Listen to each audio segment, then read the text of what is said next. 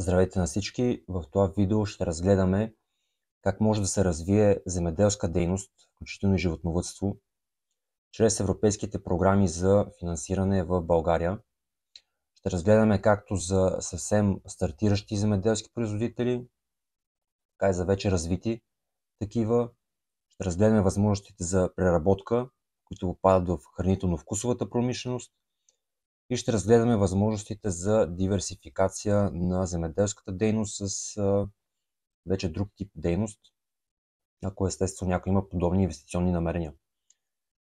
Всичко това ще бъде разгледано на база на книга, която подготвям заедно с моите колеги. Тя ще бъде налична съвсем скоро време и ще може всеки от вас да се я закупи. Вътре са вкарани, ще видите доста подробна информация, какви са необходимите документи, какво може да се направи, какви са процесите, какви са някои изисквания към самите програми. Така че тя е изключително полезна за всеки, който иска да развива земеделска дейност чрез европейските програми. Нека започваме. Така. Това са части от книгата. Виждате съвсем въведение. Предварителна подготовка за кандидатстване. Ще започнем от нея, понеже тя е доста важна. Много е важно ясна регистрацията по наредба 3 от 1999 година, без да бъдете регистрирани земеделски производители, няма как да се докомогвате до тези субсидии. Регистрация на животновъден обект. Ако отглеждате животни, е задължително тази регистрация спрямо Закона за ветеринарно-медицинската дейност, задължително дневници за растителна защита, ветеринарно-медицински дневник.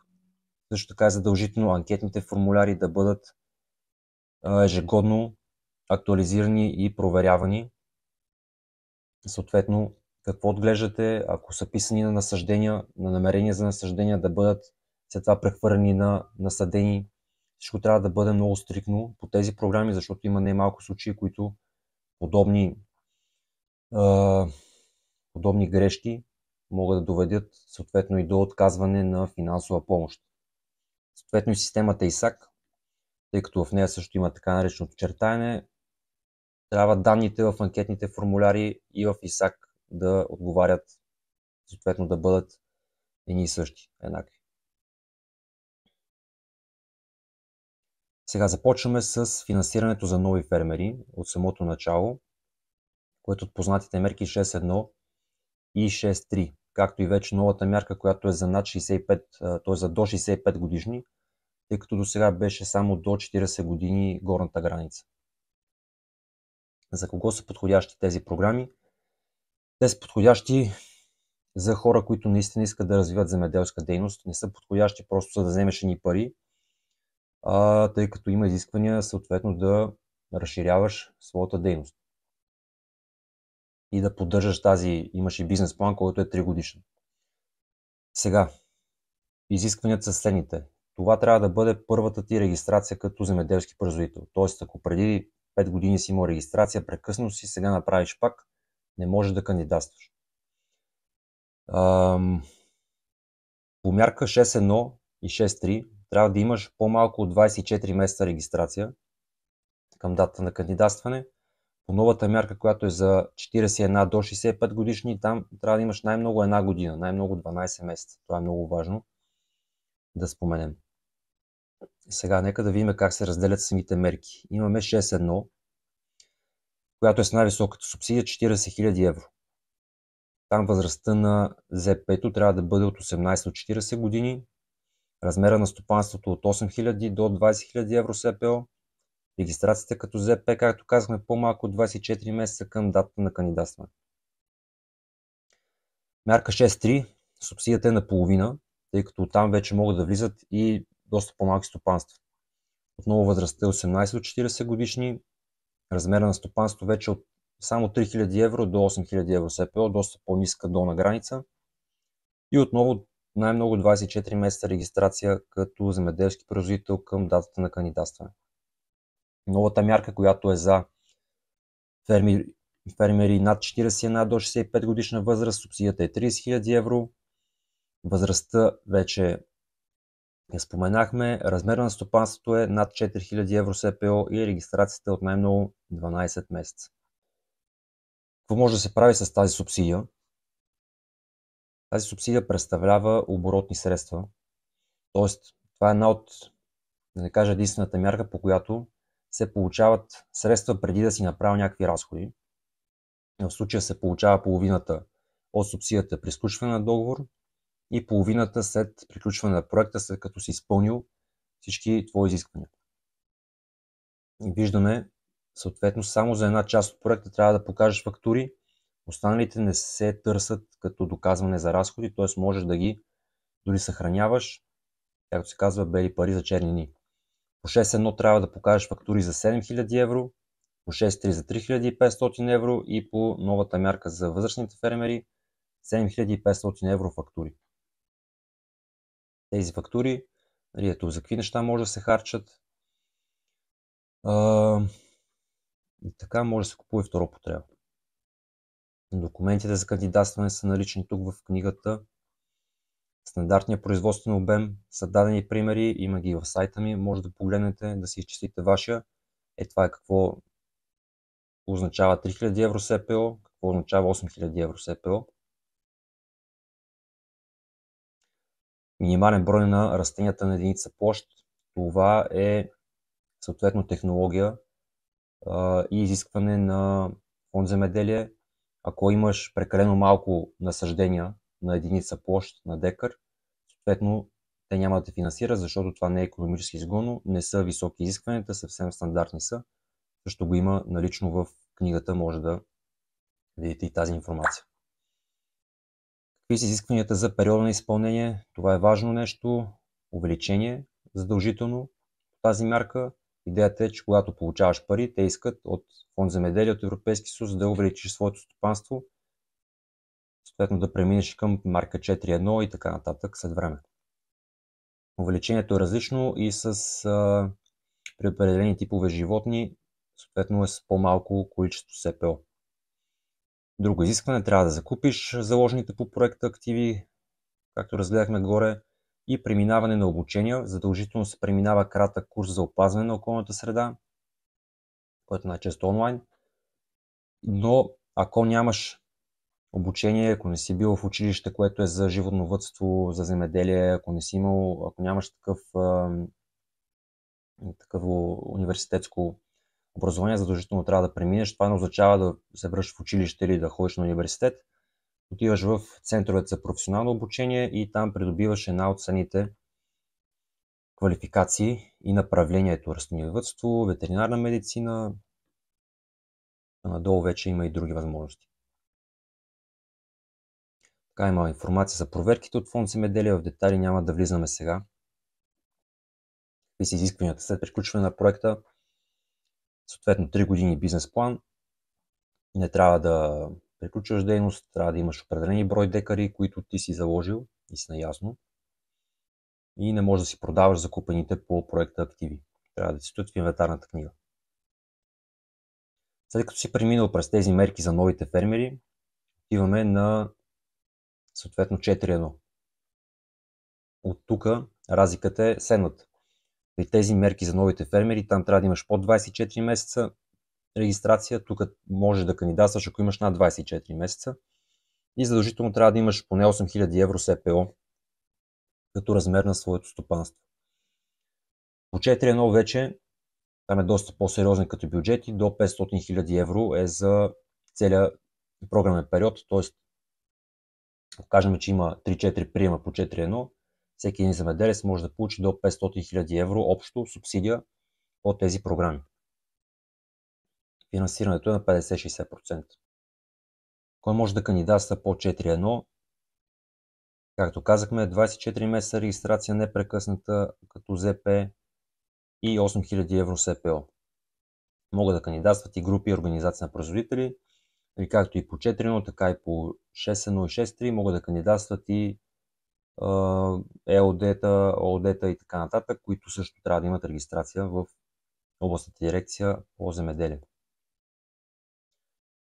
Какво се финансира? Както казахме, ако човек е започнал с 6.1, вече по 4.1 се финансира почти всичко свързано с земеделие и животновъдство.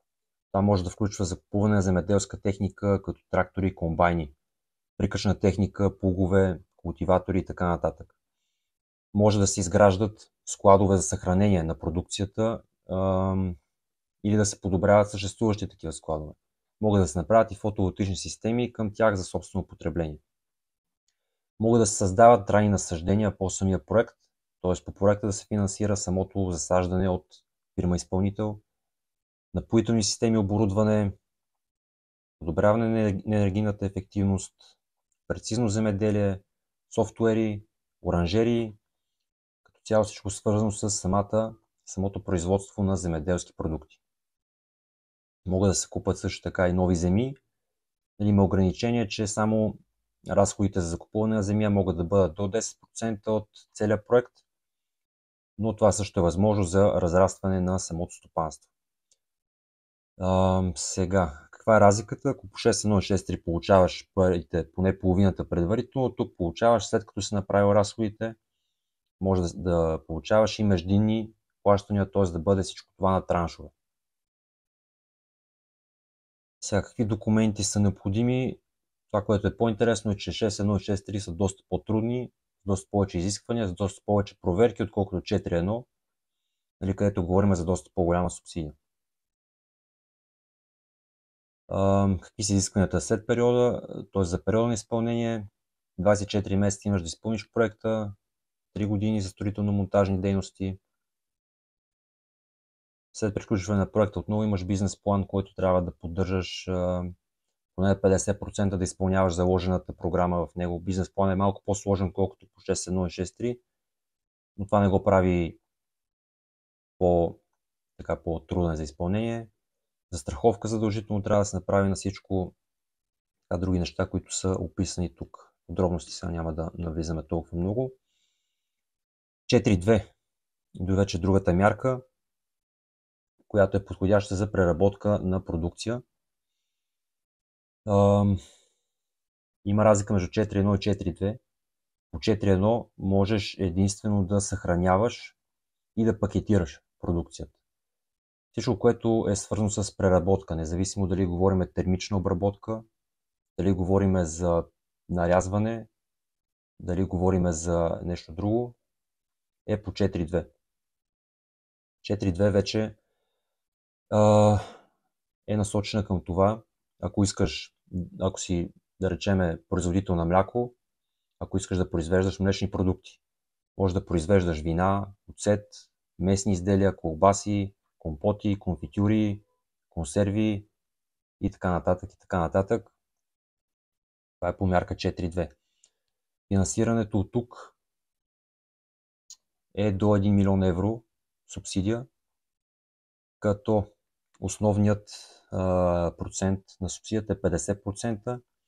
Ако е в така наречените приоритетни сектори, се повишава с още 10%. Ако е за проекти на група на производители, които са признати от Министерството на земеделието, може да достигне до 75% субсидията. Кой може да кандидатства? Отново земеделци с поне 24 месеца непрекъсната регистрация и поне 8000 евро СПО.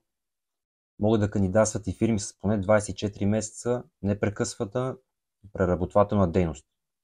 Това се доказва чрез съответно регистрациите в БАБХ или ако не се изискват такива, чрез данни в НСИ. Какво се финансира по 4.2?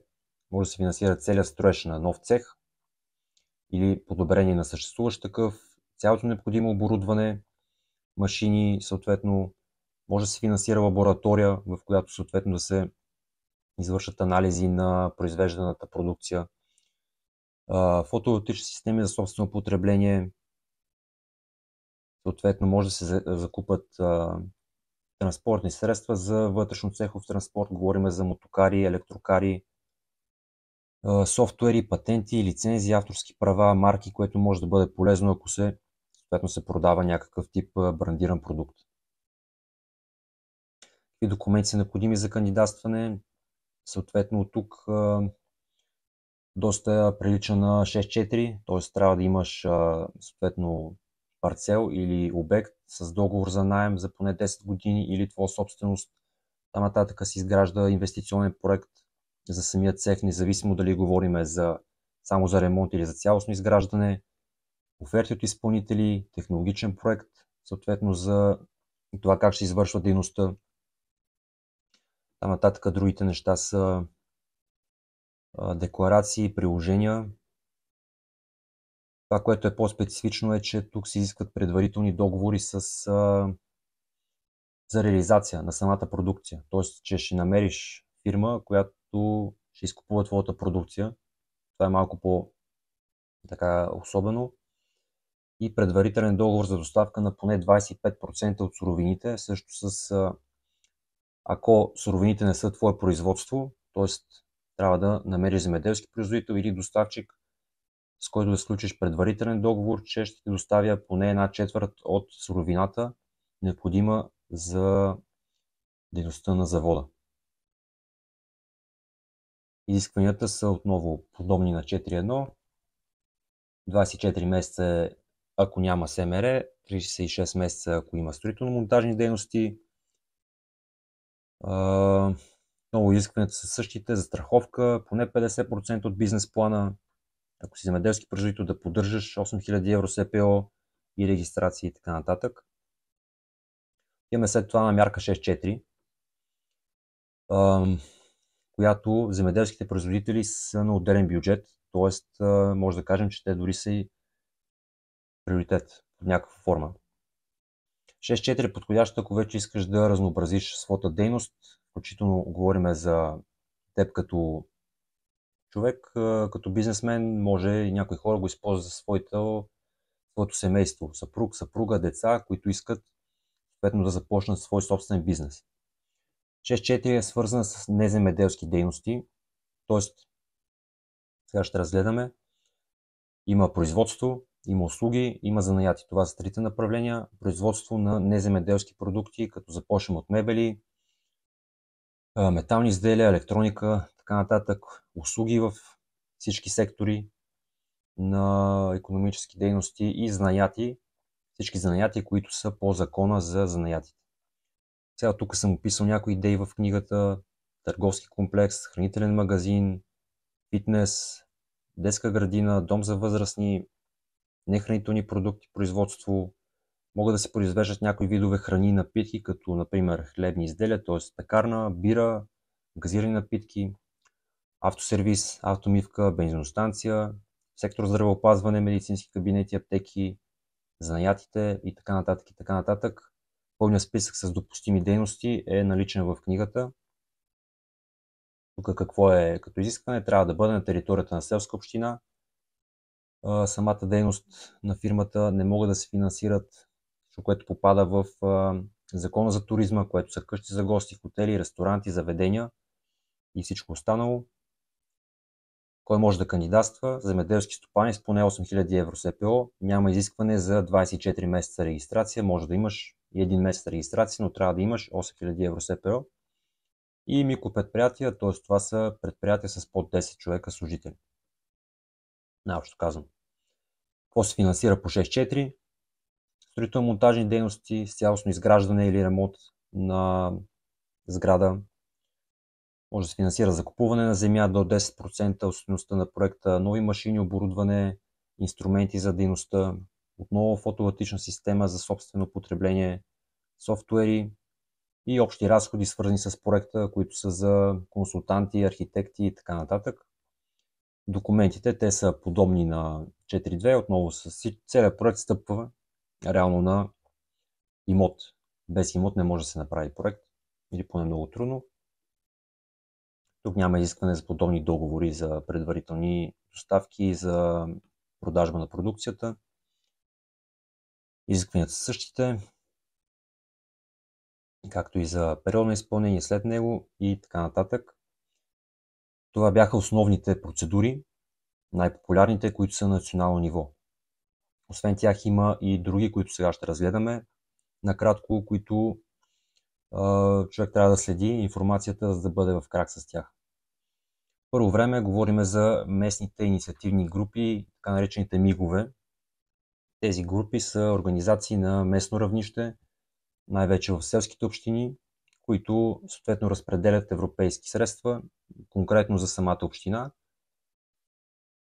Така, изискванията по тях са съвсем същите, както по тези, които разгледахме на национално ниво. Там се отварят съответно подмерки 4.1, 4.2, 6.4, има и други мерки. Те са конкретно за фирми и земеделски производители в тази община. Преди една година имаше приеми по Националния план за възстановяване и устойчивост за технологична модернизация до 500 000 лева, субсидия на 50%. Хубава програма. Отново човек трябва да следи за тях. Има и подпомагане от Държавен фонд земеделие, отново с различни насочености. Имаше програма отново за технологична модернизация, за пакетиране на продукция и така нататък. Други програми също биват отваряни, като това са, пример, 4.1.2, нещо средно между 4.1 и 4.2. Има целеви приеми по подмярка 4.2, които са за определен тип земеделски производители в отделни сектори, дали плодове, зеленчуци, животновъдство. Има финансиране за напоителни системи, по които може съответно да се финансира напояване, по-добро напояване на земеделското стопанство. Като цяло, основните неща, които разгледахме 6.1, 6.3, 4.1, 4.2, 6.4, те са по-подредени, така се дават някакви графици и някаква логична последователност. Тук тези подпомагания са по-епизодични, но все пак ги има. Така, от тук в книгата да направим само едно резюме. Има стъпки при строително-монтажни дейности, при изграждане на фотоволтаична система, при инвестиции в напоителни системи, как се изпълнява проект, и са шансовете за финансиране по отделните процедури. Нека и сега да кажем, то приоритети са винаги плодове, зеленчуци, животновъдство и през последния програмен период етерично-маслени култури. Като цяло, например, по 4.1 прием 2021 година бяха одобрени всички кандидати, които имаха минималния брой точки. Защо се случва това така? Защото съответно остават неусвоени средства, които от министерствата ги насочват там, където има по-голям интерес. Така че земеделието може би, а със сигурност е най-субсидирания сектор. Така, друго, което има полезно в книгата е минималния праг на гъстота, съответно за всеки едни насъждения. Това е особено изискване за 6.1 и 6.3. Тук е прикачено това с списъка с приоритетни култури и животни. Това са допустимите дейности за финансиране по мярка 6.4 в сектор производство и сектор услуги. И това за списъка с селски общини за вече новия програмен период, т.е. актуализирания списък. Надявам се, че това нещо бе полезно в така кратки 20-25 минути да разгледаме какви са възможностите за стартиране, развитие и диверсификация на земеделската дейност. Оставам на разположение за повече въпроси и така, благодаря, че гледахте този епизод. Успех!